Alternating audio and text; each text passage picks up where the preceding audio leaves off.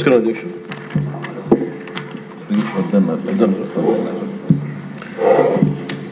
గౌరవ ముఖ్యమంత్రి గారికి, మంత్రివర్గ సహచరులకి, సభ్యులకి, గౌరవ సభ్యులకి అందరికీ నా హృదయపూర్వక నమస్కారం. ఈ తిరుమల ఈ లడ్డు మీద జరిగిన ఈ కల్తీ ఈ డిబేట్కి సంబంధించి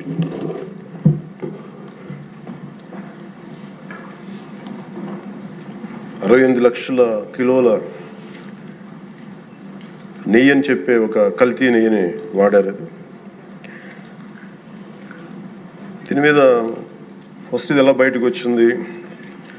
గవర్నమెంట్ ఫామ్ అయిన కొత్తలో గౌరవ ముఖ్యమంత్రి గారు ఎన్డీఏ మీటింగ్ మమ్మల్ని అందరినీ పిలిచి కండక్ట్ చేసినప్పుడు ఆ రోజు ఒక నేషనల్ డైరీ డెవలప్మెంట్ బోర్డు చేసిన రిపోర్ట్ని చదివారు. వీళ్ళు గత పాలనలో ఇది కూడా జరిగింది అనేది టీటీడీ బోర్డు వారి పాలక మండలి చేసిన ఇది కూడా జరిగింది అనేది తెలియజేశారు. అంతే, అక్కడితో అయిపోయింది అధ్యక్ష. దాన్ని అంతకు మించి ముందుకు తీసుకెళ్ళాలి. లేదంటే నేను అది విని నాకేమనిపించిందంటే ఇలాంటివి కూడా జరిగినాయా? ఎందుకంటే ఆల్రెడీ గతంలో తిరుపతికి, తిరుమలకి పైకి అంత వెళ్ళినప్పుడు కొంత స్థానికంగా కొంత ఉన్న చెప్పింది, తిరుమలలో చెప్పింది ఇవన్నీ కోరిలేట్ చేసుకొని కొంత ఆ ప్రసాదం కూడా క్వాలిటీ లేదని ఎలా చేశారు ఏంటో అనుకున్నాం. కానీ ఒక గబుక్కుని ఒకళ్ళ బ్లేమ్ చేయడం అనేది చాలా ఆలోచించి మాట్లాడుతాం. ముఖ్యంగా పబ్లిక్ లైఫ్లో ఉన్నాం కానీ బాధ్యతగా ఉన్నాయి మా పొజిషన్. అలాంటిది అసలు ఈ నెయ్యిలో కల్తీ జరగలేదు ఇవన్నీ వాళ్ళు మాట్లాడుతుంటే దాని మీద చాలా కంప్లీట్ వివరణ ఇవ్వాల్సిన అవసరం ఉంది అనిపించింది అధ్యక్ష. ముఖ్యంగా గత ప్రభుత్వ పాలనలో ఉన్నప్పుడు ఎక్కడా కూడా దేవాలయాల మీద దాడులు జరిగినా ఇంకోటి జరిగినా ఎక్కడా కూడా మేము దోషుల్ని పట్టుకోండి అని చెప్తా వచ్చాం తప్ప ఎక్కడా కూడా మీరు చేయించారని కానీ మీరు ఉన్నారని కానీ ఎక్కడ ఎందుకంటే తక్కువ అలా కూర్చోబెట్టి ఎలా పడితే అలా మాట్లాడటానికి బాధ్యత ఉంటాం కాబట్టి అలా మాట్లాడలేము. అలాగే ఇది కూడా గౌరవ ముఖ్యమంత్రి గారు రోజు ఎన్డీఏ సభలో చెప్పినప్పుడు మాకు కూడా ఏమనిపించిందంటే దీన్ని ఎలాగా అడ్రస్ చేయాలో నాకైతే ఇంటికి వెళ్ళాక నాకు అర్థం కాలేదు. ఇలాగ యానిమల్ ఫ్యాట్స్ కూడా కలిసినాయి, ఇది ఎన్డీడీబీలో వచ్చింది అని నేషనల్ డైరీ డెవలప్మెంట్ బోర్డు దాంట్లో. సో ఇవన్నీ కూర్చోబెట్టి మాట్లాడుతున్నప్పుడు నేను తర్వాత మార్నింగ్ నేను ట్వీట్ చేశాను అధ్యక్ష. దాని మీద ఎందుకు ట్వీట్ చేయాల్సి వచ్చిందంటే వరుసగా నన్ను ట్యాగ్ చేస్తే చాలా మెసేజ్లు వస్తూ ఉన్నాయంట. నా ఆఫీస్ నుంచి అన్ని పంపించేటప్పటికి నేను చూసాను ఏం జరిగిందంటే మీరు ఎవరు మాట్లాడరేంటి, ఇలాంటి రిపోర్ట్ ఉన్నప్పుడు కూడా మీరు ఎవరు మాట్లాడరు ఏంటంటే అప్పుడు నా ఉద్దేశం ఏముందంటే ఇది ఈ దేవాలయాలు జరిగే ఇలాంటివన్నీ ఇవన్నీ కూర్చోబెట్టి దీనికి ఒక రక్షణ ఒక సనాతన ధర్మ రక్షణ బోర్డు లాంటి ఉంటే బాగుంటుంది. ఎందుకంటే ఇలాంటి కూర్చోబెట్టి చాలా న్యూట్రల్గా చాలా ఆబ్జెక్టివ్గా చేయొచ్చు ఇవి అనే ఉద్దేశంతో నేను పెట్టాను అధ్యక్ష. నాకు గిల్ట్ ఎక్కడొచ్చిందంటే అరే ఇవన్నీ మనకి లాస్ట్ 2-3 years మా టెంపుల్ దగ్గర తిరుమలకి వెళ్ళినప్పుడు కూడా గౌరవ మంత్రివర్యులు మనోహర్ గారు మేము వెళ్ళినప్పుడు మా దృష్టికి చాలామంది తీసుకొచ్చారు అధ్యక్ష. మేమే 2-3 పర్యాలు మేమే మాట్లాడుకున్నాం. సో నాకు అవన్నీ గుర్తొచ్చి అరే మనకి తప్పు జరిగింది తెలిసి మనం దాన్ని సరిగ్గా తీసుకెళ్ళకపోయిన ఒక పశ్చాత్తాపంతో నేను ఒక దీక్ష చేశాను అధ్యక్ష. ఆ తర్వాత దాన్ని అందరూ అన్ని రకాలుగా తీసుకెళ్ళారు సార్, 3 parties. అలాగే మాకు తర్వాత మొన్న గౌరవ ముఖ్యమంత్రి గారు మనకి కేశవ్ గారు మా క్యాబినెట్లో కూర్చున్నప్పుడు మా దృష్టికి తీసుకొచ్చింది అసలు ఈ నెయ్యే లేదనేది చాలా స్పష్టంగా తెలియదు. మాకేమనిపించిందంటే ఏదైనా సరే innovation is very important in life. Innovation లేకపోతే ఈ పాటికి ఒక్కొక్కరు ఒకవేళ ఇన్నోవేట్ చేస్తారు. బట్ ఈ పర్టికులర్ ఈ గత ప్రభుత్వంలో ఉన్న వ్యక్తులు వీళ్ళు అరాచకంలో ఇన్నోవేషన్ చేశారు. వీళ్ళు కల్తీలు కూడా అంటే మామూలుగా ఒక నెయ్యి కావాలంటే పాలలో నుంచే కాకుండా రసాయనాల నుంచి కూడా తీయచ్చు, మిగతా వాటి నుంచి కూడా తీయచ్చు అని చేసి చూపించారు. దానికి సంబంధించిన కంప్లీట్ సిబిఐకి ఆ రిపోర్ట్ ఇచ్చినప్పుడు ఎక్కడా కూడా నెయ్యి లేకుండా వీళ్ళు నెయ్యి తయారు చేశారని చాలా స్పష్టంగా తెలియజేశారు. ఇప్పుడు మనం ఏం మాట్లాడుతున్నాం వీళ్ళందరితో అంటే ఎక్కడా కూడా ఈ సభ సాక్షిగా చెప్తున్నాను, ఇది ప్రజలకు కూడా తెలియాలి, ఎక్కడా కూడా గత ప్రభుత్వం తాలూకు హెడ్ చేసిన వ్యక్తి చేశారని ఎక్కడ కూడా నేను ప్రత్యేకించి మాట్లాడాలి. నేనేం చెప్తాను, టీటీడీ పాలక మండలి బాధ్యత ఇది. మీరు కూర్చోబెట్టి మీరు బాధ్యత తీసుకొని వాళ్ళ పార్టీ ఆ ప్రభుత్వం స్థాపించినప్పుడు వాళ్ళ నియమించిన పాలక మండలి వాళ్ళు చేసిన తప్పులకి సింపుల్ ఏం చేయాలి అధ్యక్ష, ఒక ఇంటర్వ్యూలో కూడా నన్ను అడిగితే నేనేం చెప్పానంటే, you mean to say you going to blame the person who headed the last government అంటే my intention is not that. My intention is always to say that who did this, who are the perpetrators. A perpetrators is more or less they are the TTD board. Let them be accountable for that. ఎక్కడా కూడా నేను ఈ వ్యక్తి గురించి మేము మాట్లాడలేదు, ఎందుకంటే డైరెక్ట్గా ఇన్వాల్వ్మెంట్ ఉందని మనం చెప్పట్లేదు అది, ఎందుకంటే వాళ్ళు నియమించిన బోర్డు ఇది. కానీ వాళ్ళు ఏం చేస్తున్నారు అక్కడ కూర్చోబెట్టి, ఎక్కడా కూడా సింపుల్గా ఏం చేయాలి దీక్ష, నిజంగా నేనేం చెప్పాను ఆ ఇంటర్వ్యూలో కూడా, ఆయనే తప్పు, నాకు సంబంధం లేదు, మేము పలానా టీటీడీ బోర్డు చేసింది ఇది, ఆ టీటీడీ బోర్డు మీద మీరు నిష్పక్షపాతంగా ఒక కమిటీ వేయండి, ఆ దోషులు శిక్ష పడేలా చేయండి, వాట్ ఎవర్ దాని అవుట్కమ్ ఏముంటుందో దాన్ని బయట పెట్టండి, ఇంత సింపుల్గా తేల్చేయచ్చు. వాళ్ళు వెనకెందుకు వేసుకొస్తున్నారు నాకు ఈ రోజుకి నాకు అర్థం కాదు. ఈ రోజుకి వెనకేసుకు రావాల్సిన అవసరం లేదు. వెరీ క్లియర్ కట్ రిపోర్ట్ ఇచ్చింది. ఇందులో కంప్లీట్గా అసలు నెయ్యి లేకుండా వీళ్ళు నెయ్యి తయారు చేశారు కనుక, రసాయనాలతోటి పామ్ ఆయిల్ తోటి వీటన్నిటితో బేస్ చేసుకొని నెయ్యి లేకుండా నెయ్యి తయారు చేశారు. It's very clear cut, it's evident. ఇప్పుడు ఎందుకు ఇంత డిస్కషన్ అవుతుంది అధ్యక్ష, మనందరం కూర్చోబెట్టి ఇంత సభా సమయాన్ని ప్రజలకు ఇవ్వాల్సింది కేవలం తిరుపతి లడ్డు గురించి ఎందుకు మాట్లాడాల్సి వస్తుందంటే, వాళ్ళు నిజంగా కనుక ఉప్పేసుకుని ఉంటే కల్తీ జరిగింది, దానికి తగ్గ లా ఏం కోర్స్ యాక్షన్ ఏం తీసుకోవాలో తీసేసుకుని అయిపోతుంటే దానికి ఎవరైతే పర్పెట్రేటర్స్ ఉన్నారో వాళ్ళకి ఆ శిక్షగా వెళ్ళిపోతారు. అలా కాకుండా అసలు ఆ నెయ్యిలో కల్తీ లేదు, యానిమల్ ఫ్యాట్ లేదు, రిపోర్ట్ ఇచ్చిన తర్వాత ఇవన్నీ. అందుకని ఈ సభ ఈరోజు ఇంతమంది మాట్లాడాల్సి వస్తుంది అధ్యక్ష.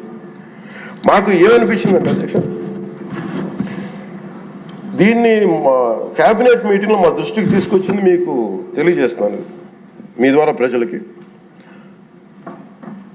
సిబిఐ నేతృత్వంలోని ఈ స్పెషల్ ఇన్వెస్టిగేషన్ టీం ఆ నెయ్యి తయారీకి 1 లీటర్ పాలు కూడా వినియోగించలేదని చెప్పి చాలా ఖచ్చితంగా తేల్చింది. ఆ పామాయిల్లో రసాయనాలు కలిపి తయారు చేసినట్టు చెప్పింది. ఆ ఇతర రసాయనాలు ఏ మూలకాల నుంచి తయారయ్యాయో నిర్ధారణ చేసే సాంకేతికత, దానికై సంబంధించిన టెక్నాలజీ ఆ పర్టికులర్ మా వద్ద లేదనేది ఆ సిట్ తేల్చేసింది. ఈ కేసులో 36 మందిని నిందితులుగా తేల్చింది. శ్రీవారి ప్రసాదాన్ని అపవిత్రం చేసేందుకు ఒక ప్రణాళిక, ఒక ప్లాన్ ప్రకారం కుట్ర జరిగిందన్నట్టు సిట్ తెలియజేసింది. అలాగే పోనీ దీనికి ముందు ఏం జరిగిందని చూస్తే, తమకి నచ్చిన సంస్థలకి నెయ్యి సరఫరా కాంట్రాక్టులు కట్టబెట్టేందుకు ఒక ప్రణాళిక ప్రకారం టెండర్ నిబంధనలను సవరించారు. నెయ్యి సరఫరాకి సంస్థకి ఉండాల్సిన కనీస వార్షిక టర్నోవర్ 250 కోట్ల నుంచి 150 కోట్లకు తగ్గించారు. రోజుకి 4 లక్షల లీటర్ల పాలు సేకరించాలన్న నిబంధనని తొలగించారు. డైరీ రంగంలో 3 ఏళ్ల అనుభవం ఉండాలన్న నియమాన్ని ఏడాది కుదించారు. రోజుకి 12 టన్నుల వెన్నెయ్య తేయాలన్న నిబంధనను కూడా 8 టన్నులుగా మార్చేశారు. అంటే ఒకరికి నెయ్యి కాంట్రాక్ట్ ఇవ్వాలంటే ఇన్ని నిబంధనల్ని తూట్లు పడిచారు. అది చేసిన తర్వాత మళ్ళీ సవరణ అనంతరం వీళ్ళు ఎంపిక చేసిన సంస్థలు 20-23 మధ్య నెయ్యి సరఫరా చేశాయి. నెయ్యి సరఫరా చేసిన సంస్థకు అందుకు కావాల్సిన కనీస అర్హతలు లేవని సిట్ ఛార్జ్ షీట్లో ఉన్నది.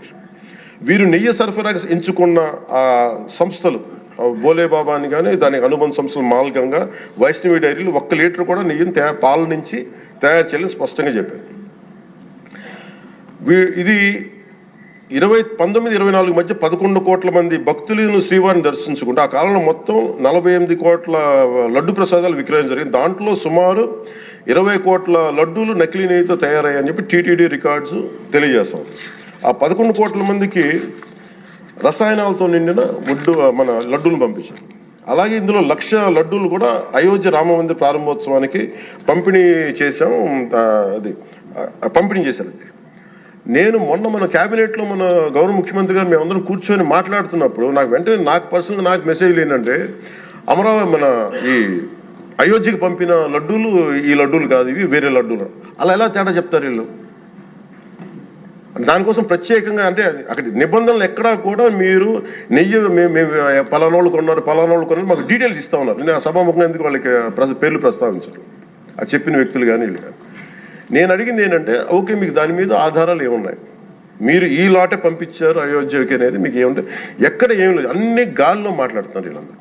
ఇప్పుడు మేము ప్రత్యేకించి మేము అడుగుతుంది ఏంటంటే దీనికి సంబంధించి కంప్లీట్ పాలక మండలి బోర్డు, టీటీడీ పాలక మండలి board they have to take responsibility. వాళ్ళని ఒక గత ప్రభుత్వాన్ని నడిపిన ముఖ్యుడైన వ్యక్తి వాళ్ళని వెనకేసుకొస్తున్నారంటే అందులో కూడా మీకు కూడా బాధ్యత తీసుకోవాల్సి వస్తుంది. అందుకని సభాముఖంగా మేము అందరికీ ఏం చెప్తున్నామంటే let the law take its own course. ఎవరైతే దోషులు ఉన్నారో వాళ్ళకి శిక్ష పడాల్సిందే. మా ఉద్దేశం ఒకటే అధ్యక్ష, ప్రాబ్లం ఎక్కడ ఉంది అంటే ఇందులో మనందరం కూడా ఇందాక మన గౌరవ సభ్యులు మాట్లాడతా నెల్లూరుకు సంబంధించి సోమిరెడ్డి గారు మాట్లాడతా దర్గా కానీ మన కశ్మూర్ దర్గా గురించి వీటన్నిటి మాట్లాడుతూ ఉంటే బేసిక్గా నేను కూడా నెల్లూరులో పెరిగాను కాబట్టి నేను అర్థం చేసుకోగలను. అది ఎక్కడా కూడా వేరే మతాలను కించపరచడం అనేది తెలియదు అది ఈ దేశం. అందుకే ఈ దేశం ఇలా ఉండేది కాదు. అలాంటి దేశం సాంప్రదాయాలని వీళ్ళు కూర్చోబెట్టి కల్తీ జరిగిందంటే వెరీ సింపుల్గా ఏం చేయాలి, అడల్ట్రేషన్ జరిగింది, మేము కూర్చోబెట్టి దీన్ని కరెక్ట్ చేసుకుని మీరు కరెక్ట్ చేయండి, మేము మీకు మద్దతు ఇస్తాం, ఇంతే చెప్పాలి అధ్యక్ష. అంతేగాని దాన్ని వెనకేసుకు వస్తున్నారు అంటే ఒకటి క్లియర్ కట్ రిపోర్ట్ ఉంది, అందులో నెయ్యి లేదనేది, అందులో రసాయనాలు ఉన్నాయని క్లియర్ కట్ చెప్పింది. ఈ రసాయనాల్లో ఏమున్నాయి అనేది అది పెరుమాళకి ఎరుగదు, ఆయనే కూర్చొని చేయాలి. ఒక రిపోర్ట్ ఏమో మాకు ఎన్డీడీబీ రిపోర్ట్ ఏమో దాంట్లో ఖచ్చితంగా ఈ జంతు సంబంధించిన అవశేషాలు ఉన్నాయి అనేది చాలా స్పష్టంగా చెప్పారు. అది ప్రాపర్ ఆథరైజ్డ్ బోర్డు. ఇప్పుడు వీళ్ళేమో కూర్చొని అది కూడా మాట్లాడలేదు. Very clear cut as on today special మన సిబిఐ ఇచ్చిన మన ఛార్జ్ షీట్ ప్రకారం ఆ నెయ్యి కాదు, ఇది పామాయిల్తో పాటు రసాయనాలు కలిపింది. దీన్ని కూర్చోబెట్టి వాళ్ళు ఇంత మాట్లాడుతున్నారంటే ఇది ఖచ్చితంగా ప్రజల మధ్యకి వెళ్ళాలి. దీని నుంచి లబ్ధి పొందేది ఏం లేదు ఇక్కడ. కానీ ఇది ఏంటంటే ఇది ధర్మానికి సంబంధించిన విషయం అధ్యక్ష.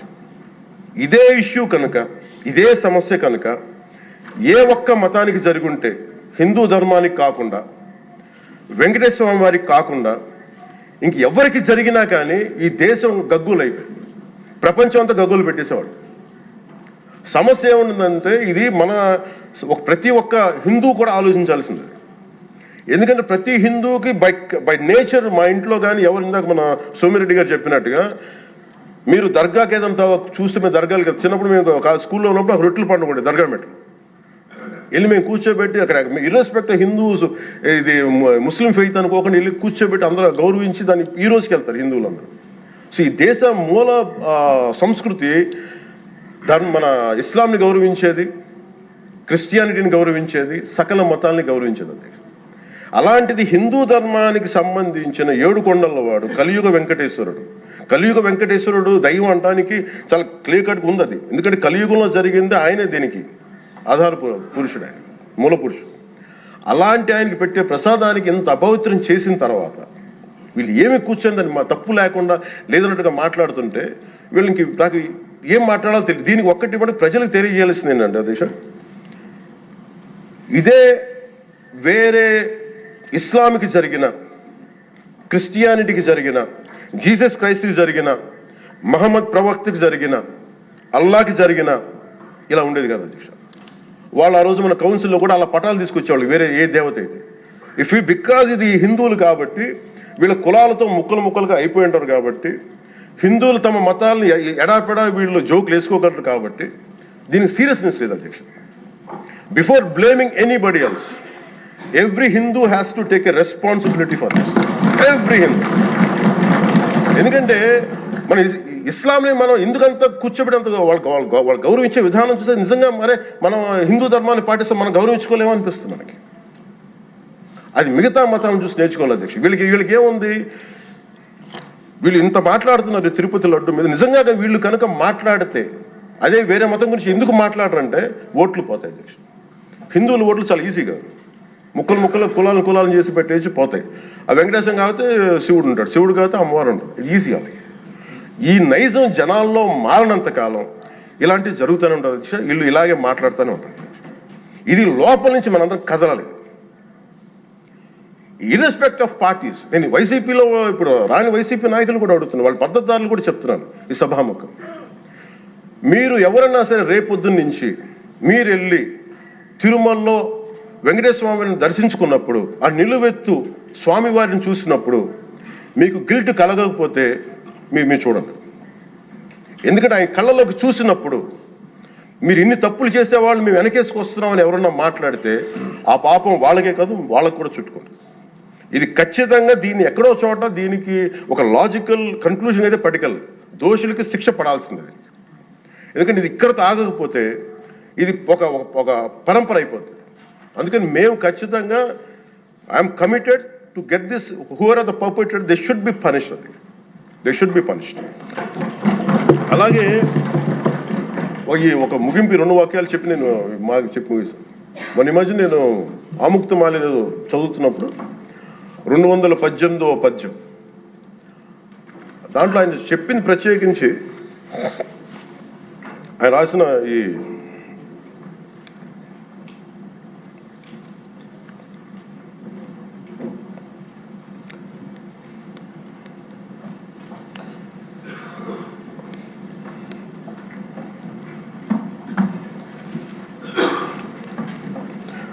అంటే దేవాలయాల మీద డబ్బుల్ని ఎలా ఉంటారు అంటే రాజుకి కర్తవ్యాన్ని ఉపదేశించే పద్యం.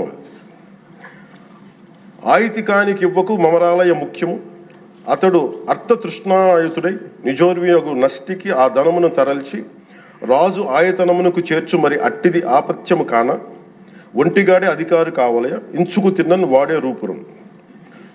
మనకు తెలిసిన మహా గొప్ప పరిపాలకులు కృష్ణదేవరాయలు రాసిన అముక్తమాల్యదలోనిది ఈ పద్యం. దేవుడి సేవలో ఎలాంటి వారిని నియమించాలో రాజుకు కర్తవ్యాన్ని ఉపదేశించే పద్యం. రాజు కోసం వసూలు చేసేవాడికి దేవాలయంపై అధికారం ఇవ్వద్దు.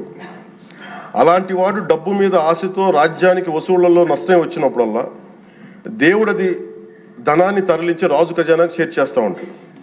అలాంటిది తప్పుడు పని కాబట్టి ఎలాంటి మమకారాలు లేని ఒంటరి వాడే ఆలయానికి అధికారిగా ఉండాలి. ఒకవేళ వాడు దేవుడి సొత్తు తిన్నప్పటికీ ఆ పాపానికి వాడే నాశనం అవుతాడు. కానీ ఆ డబ్బు తెచ్చి రాజుకి చేర్చడం వల్ల ఆ రాజ్యమే నాశనం అవుతుంది అని చెప్తుంది అధ్యక్ష పద్యం.